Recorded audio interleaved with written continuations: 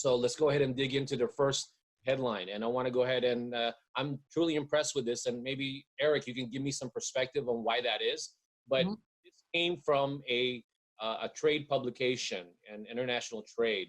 And it says U.S. trade with Philippines rose to 12.35 billion through July 2019. This magazine, this publication, it tracks all of the different activities from all of the ports in the United States. So they get all the statistics, all the data, put it all together. And so far, when they track Philippine imports, that's what's happening between the two countries. So I'm excited about that. What do you think that accounts for, Eric? Just briefly, what do you think?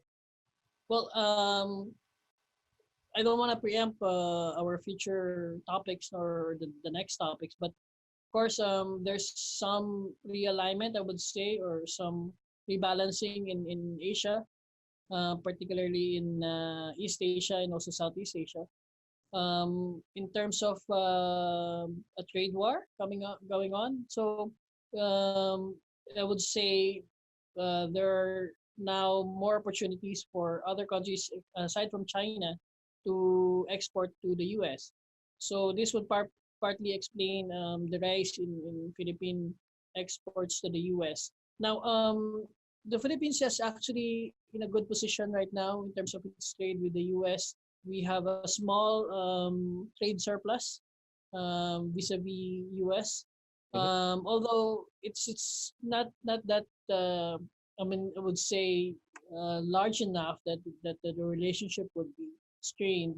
But the good thing is we are hoping to have more trade. It's not necessarily just Philippine exports going into the U.S. It is also a lot more maybe products from the U.S. Sourced for the Philippine market. Well, So it should be beneficial for both. well, I think generally speaking, there's that GSP, and that's another topic altogether, and you're familiar with that, so it's nothing new. But I think that's helping out tremendously too. I think a lot of U.S. as well as Philippine companies are discovering that if they have not already discovered, and that's helping a lot, especially when it comes to the tariffs, because the GSP definitely helps along with that, and a lot of the products from each of the countries will be able to bring in their products with little or no tariffs or taxes. So that's a good thing. So with that said, let's go on to the next headline. This one I like only because this shows that the country's leaders are becoming proactive and progressive in the way they think about how they should to make the Philippines a better country in terms of exporting. And there's some directives that they've enacted. There's always a short-term plan, long-term plan. I'm all about short-term plan because to me, you could talk all you want, but if you don't do anything, then it's really just all talk. So I love the fact that Ramon Lopez is doing everything he can to make it happen. And some of the things that I gleaned from this particular headline was, again, PH is the second best Asian export performer. And also in terms of short-term strategies, they're definitely empowering the MSMEs, pass through the various acts to provide opportunities for exporting. I love the fact that he's trying to instigate or kind of be a catalyst to create a platform for acquiring trade permits quicker, which, by the way, is a big deal. Because when you have somebody who's very enthusiastic and want to do all that, you shouldn't create so much red tape to make certain things happen because its action is very important. I don't know, what do you I'm sorry, the last one? What do you think about that headline?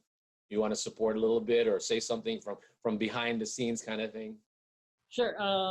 The first thing is this is not a very flattering photo of my boss, but I guess the cameraman caught him in a in a moment where he is trying to be passionate about SMEs. Just to give a brief background about my boss, the DTI Secretary Ramon Lopez. He used to be with the private sector, and his last job before joining the government is be the executive director of Go Negosyo. As you know, Go Negosyo is a non-profit organization helping MSMEs, micro, small, and medium enterprises move up, and then scale up and have a bigger business of their own. Now, I think MSME is not a very common term here in the US. I think it's more small businesses, right? Yes. So basically, in the Philippines, it's MSME, And our main mandate now in the Department of Trade and Industry is to help MSMEs grow their businesses, because we believe that if we start with the MSMEs, then naturally they would graduate into larger businesses, and then they would also support the bigger economy. Um, the other thing that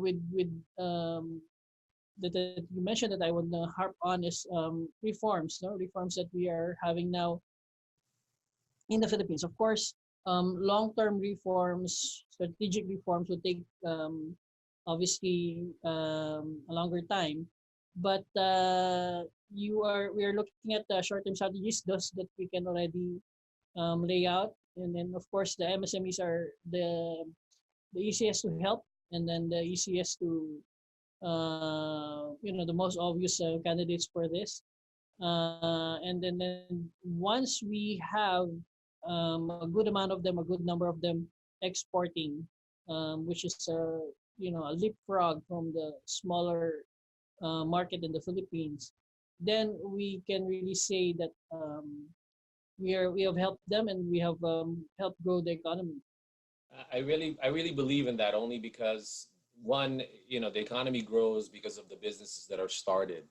Revenues are generated from creating all these different businesses, whether small or right away, something huge like a big software company or a big internet company. But my point is, what I love about that is you're really encouraging and you're creating a certain mindset. It's not just about that. What I'm more interested when I read the headlines in the Philippines, I'm interested in the mindset and Yeah. the mindset of Secretary Lopez and the way he's progressing, and he's starting to be encouraging, very empowering.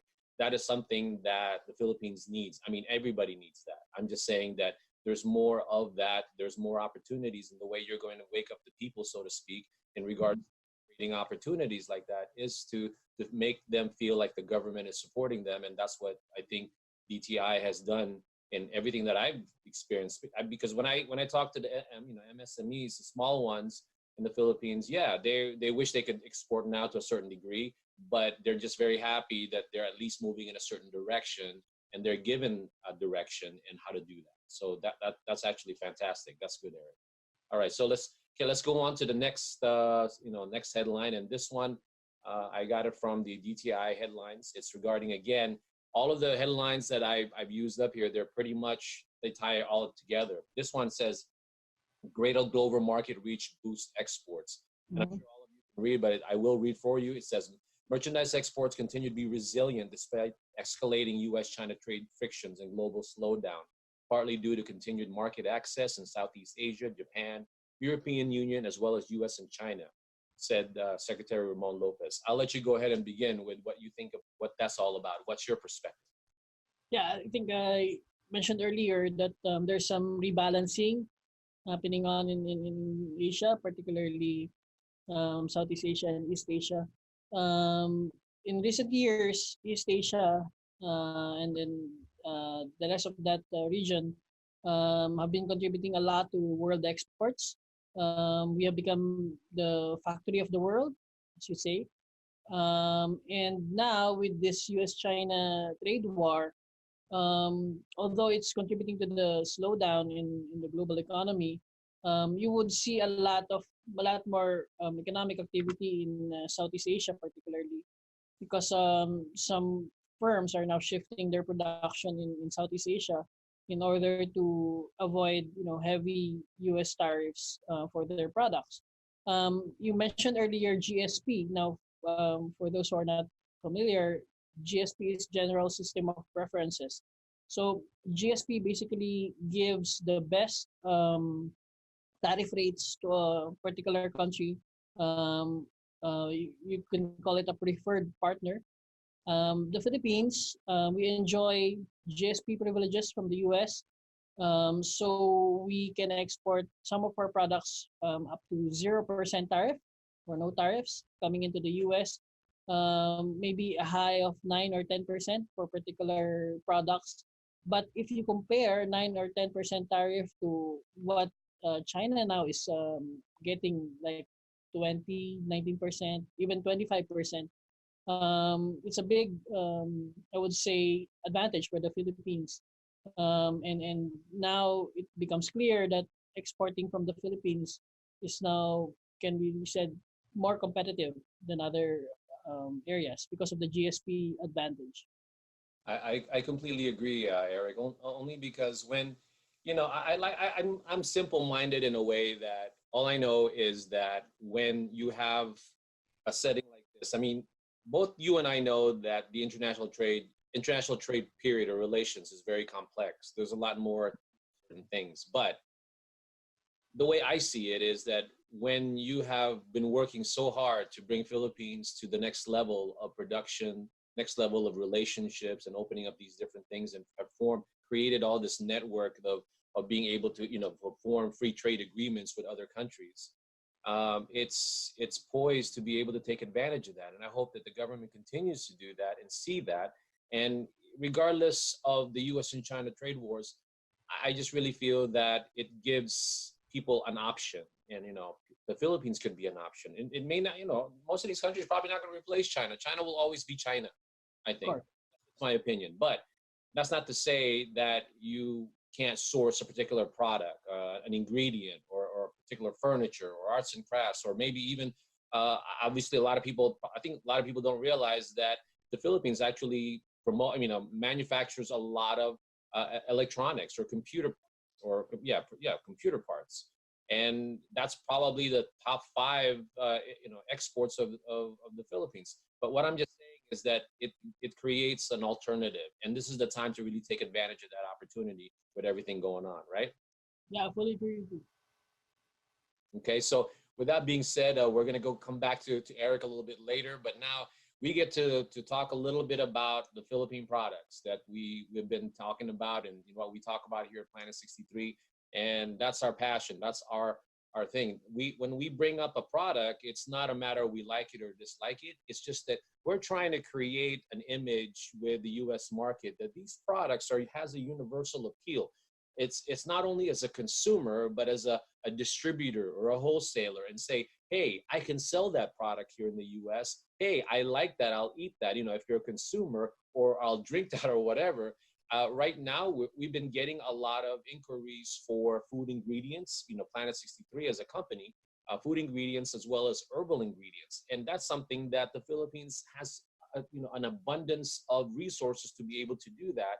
And there's a lot of opportunity there. So let's dive right into the products, okay?